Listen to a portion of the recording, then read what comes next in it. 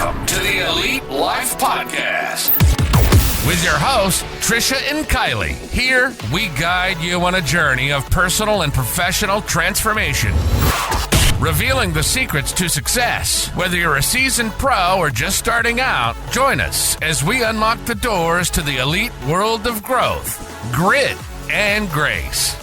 So, let's dive in. Hey, you guys. What's up, Elite fam? Welcome to the Elite Life Podcast. I'm Kylee. I'm Trish. And today we are breaking down some Michigan summer magic. So this is adventures for singles, families, and pet lovers. Yeah, I wanted something that was like a little bit for everyone. And now that the weather has finally broke in Michigan, we are so excited. It's so funny too because like the Midwest vibe is completely different.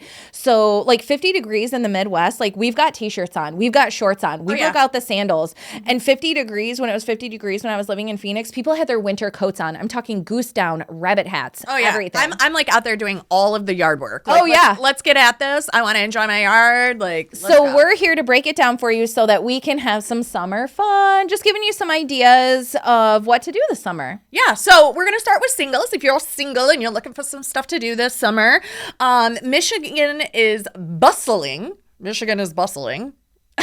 I didn't write this outline. With events for the singles. I found speed dating in Ann Arbor. I've never been to this. I've seen this on TV, but I almost, like, obviously I wouldn't be speed dating since I'm married, but I kind of want to, like, go see one of these. But there's themed parties in Detroit and tons of opportunities. One of the spots that I found where you can find these opportunities is on Facebook. So Facebook has a spot and you just go to events and you can put in there. Type in keywords. Yep, keywords, and then it'll come up with everything that is around your area. Yeah, so you can find mixers of all kinds. They, like Trisha said, they have themed ones like Mardi Gras night, or you can have, if you are of a specific niche or faith, you can definitely find those as well. So hop on Facebook, or Eventbrite has a lot of options as well, I know. Yeah, and then another thing that I had thought of was considering joining like groups. Like I look for a lot of like running groups, but they also have hiking groups, and like with the running ones, so there is a run club, it's called Run the 313, and I always see them at like all the different like races, and they have their own like little tents set up. And I've heard like that is the new, because I also get like runners newsletters, and they're like, no more meeting people at the bar. Instead, everybody's joining running clubs. Because, that's amazing. Yeah, then you get somebody that's like you said, if you're doing church events, then you get somebody that has something in common with you. So if you're doing a core value too. Yeah, or a volleyball club, yeah. You got lots of outdoor volleyball, or a hiking group, like super fun way to meet new people and get your exercise and your outdoor in at the same time. Absolutely. And then there's lots of wine tastings over the summer too, with all of the harvesting and everything that went on, and everything's been fermenting all winter.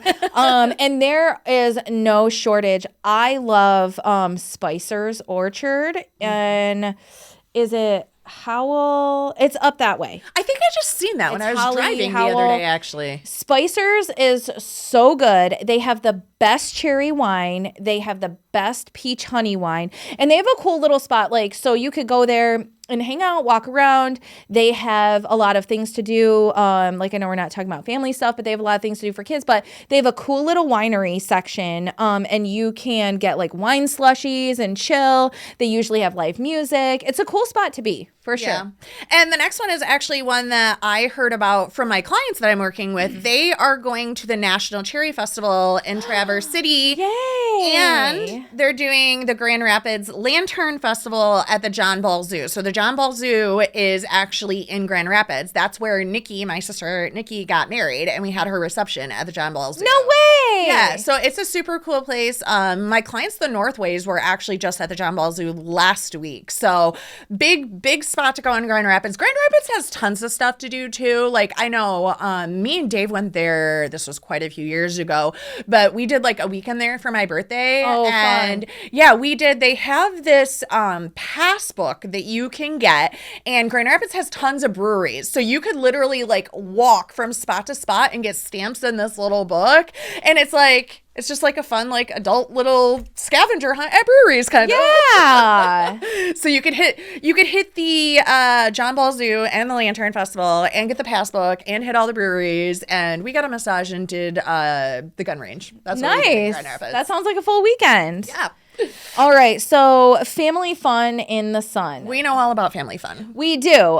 We usually just come to Trisha's house. But for those of you who aren't coming to Trisha's house, what I was just saying before we started rolling was I live in Waterford and I love that I can put my kids in the car. I can drive 5 minutes in any direction and be at a lake or a park of some kind.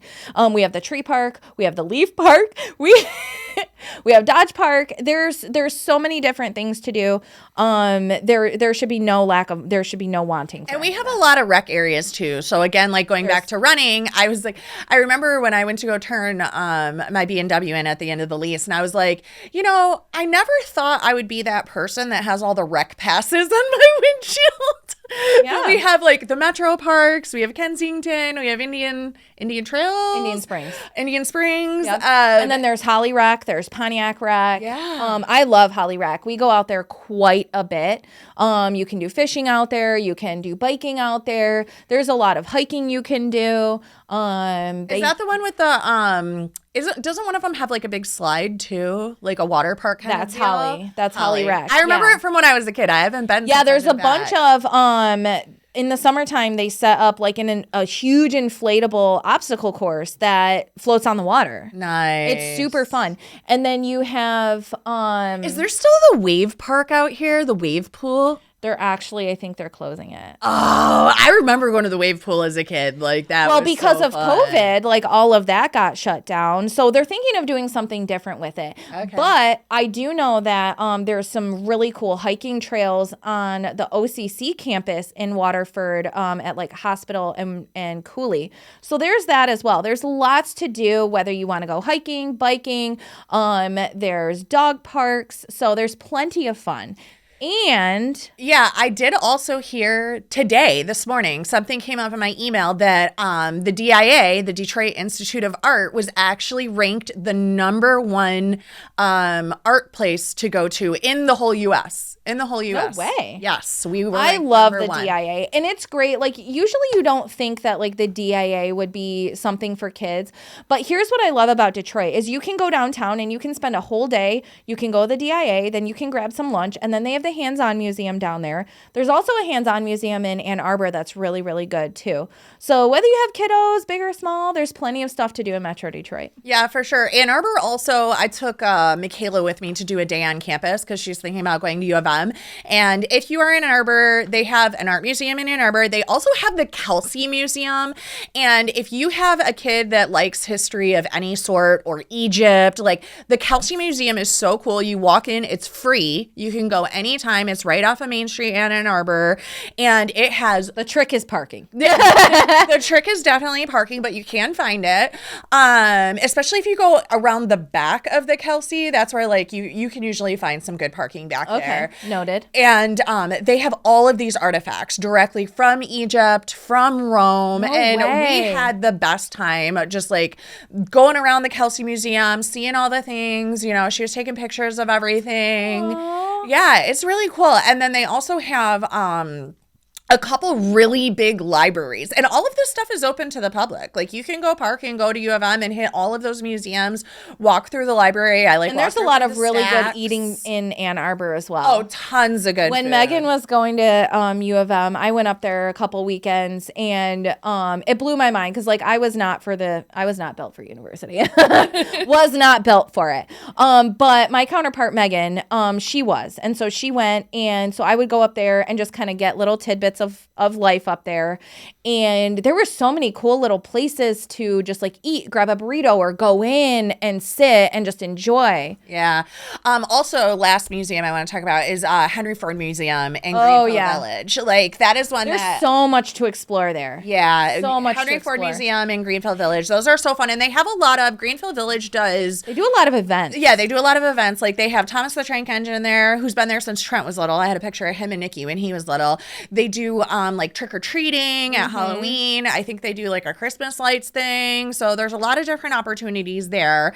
And then one more that I had that's not a museum was the dunes. So Michigan has tons of different sand dunes. And those are really fun because usually in the area you can either rent a sand buggy or a sand bike or just traipse around on your own. Me and Dave did the Michigan Adventure Race. And I remember that. Yeah, that was actually like biking and the sand dunes. And it was very cool. Did you have to get in a dune buggy? No, we had to climb up the sand hill. Oh, Lord God. That was like one of the hardest things. Like your heart is like wants to come out of your mouth. Like when you're walking up this sand hill. Oh my God. That's got to be the most intense workout. It was so and it was after biking. So you like biked around and found like all these scavenger hunt things. And then you had to climb up this hill and my calves were on fire. All right, so rent a buggy, y'all. Well, speaking of my calves being on fire, the next thing that we had for families was Tulip Time Festival in Holland. So I did the Tulip Time run. Yeah, they actually have a race in Holland for Tulip Time, and you could run this whole trail and see all the tulips. But if you're not a runner, you can also just come and join the party downtown Holland. I think my mom and Aunt Cindy, Aunt Cheryl took Grandma, and I think the cousins, like Brenda, Pam, and all of them, I think they all just went up. Oh, and they took Aunt Sharon when Aunt Sharon was still alive. I think they took the grandmas up for the Tulip Festival. It's pretty. And they just walked around. They ate at the Cheesecake Factory. Yeah. You know, they had just a great time. It's just like a great time. Michigan has, like, once the weather breaks, like even in winter, we talk a lot of crap about winter. It has its place. It has its beauty. But I do love once the sun starts coming. Yeah, and that race, that just reminds me too, there was a race that was attached to it. It was called the Holland Haven, which was a full marathon, and I ran from Holland to Grand Haven, and Grand Haven is one too for families. It is a super cute, walkable area. It has a lighthouse, it has fishing, it has ice cream shops, little downtown area. Like, we have gotten Airbnbs in Grand Haven with the kids and with the dogs, and just enjoyed like a little weekend getaway. And it's not super far and it's not super expensive, but you can find a lot of fun in there. Awesome. Okay, what's next? Pet friendly adventures. We gotta take our pet. See, I can't take Tigger anywhere because he is useless and ridiculous. We used to take Billy everywhere. We took her to St. Louis. So to be fair, for those of you who don't know, who haven't been here a while, Billy weighs a grand total of 20 pounds. Yes. Okay. She is very tiny. She's the size of a loaf of bread. She's a pound cake. Okay. Yeah. Tigger is 70 pounds of straight, excited fur. And the boxer inside of him comes out and he is just useless in public. Yes. I quit. Well, when we tried to take Oliver also useless in public. Yes. Yeah. We had Oliver and Billy. We took them to Grand Haven, and me and Dave are riding our bikes, and Dave had like a little pet carrier on the back of his bike. Of course he did. Oliver nearly like knocked us all off the bike. Like my leg is bleeding. Like he's I thought you were going to say like, he chewed his way out. Oh, he was trying. He was like trying to scrape and chew. Like he wanted every dog, every kid. And Billy is just sitting there rolling her eyes. Oh yeah. She's sitting here eating her pup cup, and Oliver's just like covered in ice cream and tipping the whole bike over. And I'm like, dude, I can't take you anywhere. What a spaz. Can't take Oliver on road trips. So here's pet-friendly adventures for not Olivers, for Billy's. So you have on the list Tequamanon Falls. So Ryan and I went there on our honeymoon, not for our honeymoon, but on our honeymoon. We got a hotel nearby. This is the most beautiful walk, you guys. It is so beautiful, and your pets are gonna love it because there's the walkways are super wide. So if there's other doggies or whatever, there's plenty of room to just like all over. And there's just so much beauty to see, and you can go on like a super hot day. There's lots of trees. It is moist as all get out because it is the falls, but take your walking shoes, take your fur babies, and go do this walk. It's totally worth it. Love it. And they have dog parks up there too. Yeah. And we also found dog parks in Muskegon. So there's the Cruise Park Dog Beach in Muskegon. So check that one out for some fun in the sun with your pets.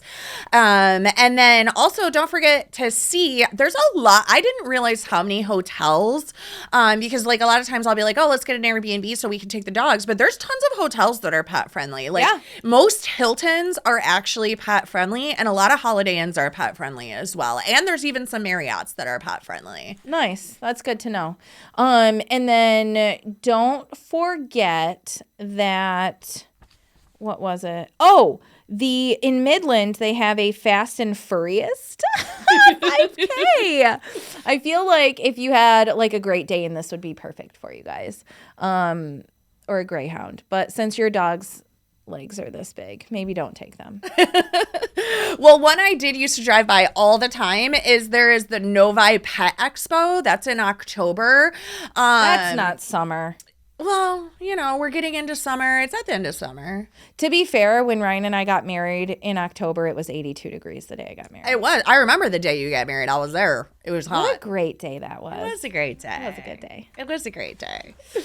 So lots of stuff to do with your pets. And a lot of like regular local parks are super pet friendly. I just want to throw this disclaimer out there. Pick up after your pet. Please, God. Most of the time, if there's outdoor dining, they do allow you to have your dogs there too. Like if they're all chill. The time, yeah, if they're chill. But so the cool thing is that most restaurants, they'll bring your dog water and they'll have dog treats too. Oh, that's cool. Yeah. So I wouldn't have known that before I had Billy. But then when we started taking Billy everywhere, like nearly every single place we ever went had pet treats and dog bowls for That's your cool. pets. I think it's because we're coming to this space now where like a lot of people do have emotional support animals. Yeah. And a lot of people do have the smaller dogs, like especially in like, the metro areas, right? And that's a great like niche clientele. That's a value add for restaurateurs for sure. For sure. Because also like boarding your pets is super expensive. So like we have to pay probably $500 to board Billy and Ollie for like 4 days or 3 days.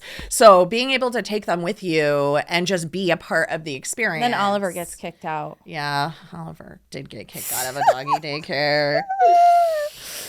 All right, we're going to wrap this up. We hope we gave you some inspiration for your summer fun. We are so excited. What we would love for you to do is if you have any ideas to add to the list, drop them in the comments, yeah? Yeah, we're always looking for new fun places to go with our pets, with our families. We're not singles, but if you're a single, you might meet another single in the comments, and then you're no longer a single. Ruh-roh! All right, you guys, thanks for joining us here on the Elite Life Podcast. Make sure that you sub the show, share the show, and come back next week because we drop fresh content every Thursday. Bye! Thank you for joining us today on the Elite Life Podcast with Trisha and Kylee. Don't forget to share this episode with a friend so we can keep delivering you more fantastic insights on grit, grace, and growth. Stay connected with us on Instagram and Facebook, where we'll keep the ideas flowing to help you build a life you love and leave a legacy you can be proud of. Until next time.